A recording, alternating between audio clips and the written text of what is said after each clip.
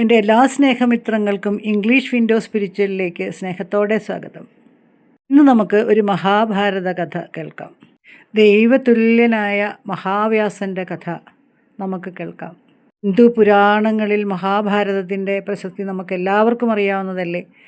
വ്യാസൻ എങ്ങനെയാണ് ജനിച്ചത് എന്നുള്ളതാണ് നമ്മുടെ ഈ കഥയിൽ ഇന്ന് ഉൾപ്പെടുത്തിയിരിക്കുന്നത്.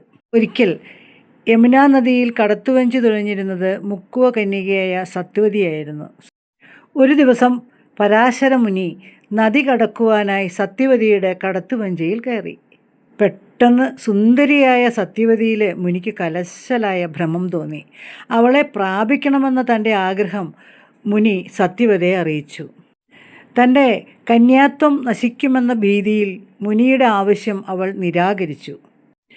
സത്യവതിയോട് പരാശരമുനി പറഞ്ഞു, നിനക്കൊരാപത്തും വരാതെ ഞാൻ സൂക്ഷിച്ചു കൊള്ളാം. മാത്രമല്ല നിന്റെ കന്യാത്വം നശിക്കാതിരിക്കാനുള്ള വരവും ഞാൻ നൽകാം.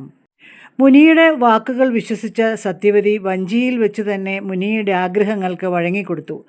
മത്സ്യഗന്ധമേറ്റിരുന്ന അവളുടെ ശരീരം അപ്പോൾ മുതൽ കസ്തൂരിയുടെ ഗന്ധമുള്ളതായി തീർന്നു. ഗർഭിണിയായ സത്യവതി മുനിയുടെ തപോബലം കൊണ്ട് ഉടൻ തന്നെ പ്രസവിക്കുകയും ആ കുട്ടി ഉടൻ യുവാവായി തീരുകയും ചെയ്തു. യമുനാ നദീ മധ്യത്തിലുള്ള ദ്വീപിൽ വെച്ച് ജനിച്ചതിനാൽ ആ കുട്ടിക്ക് മാതാപിതാക്കൾ ദ്വൈപായനൻ എന്ന് പേരിട്ടു. മാതാവായ സത്യവതിക്ക് തന്നെ കാണണമെന്ന് മനസ്സിൽ തോന്നുന്ന അവസരത്തിൽ വന്നുകൊള്ളാമെന്ന് പറഞ്ഞ് പരാശരമുനിയുടെ പുത്രൻ ദ്വൈപായനൻ തപസ്സനുഷ്ഠിക്കാൻ യാത്രയായി. ഈ ദ്വൈപായനാണ് പിൽക്കാലത്ത് വേദവ്യാസൻ എന്ന പേരിൽ പ്രസിദ്ധനായി തീർന്നത്. വേദങ്ങളെ 4 പകുത്തതും മഹാഭാരതം രചിച്ചതും ഈ വേദവ്യാസൻ തന്നെയാണ്.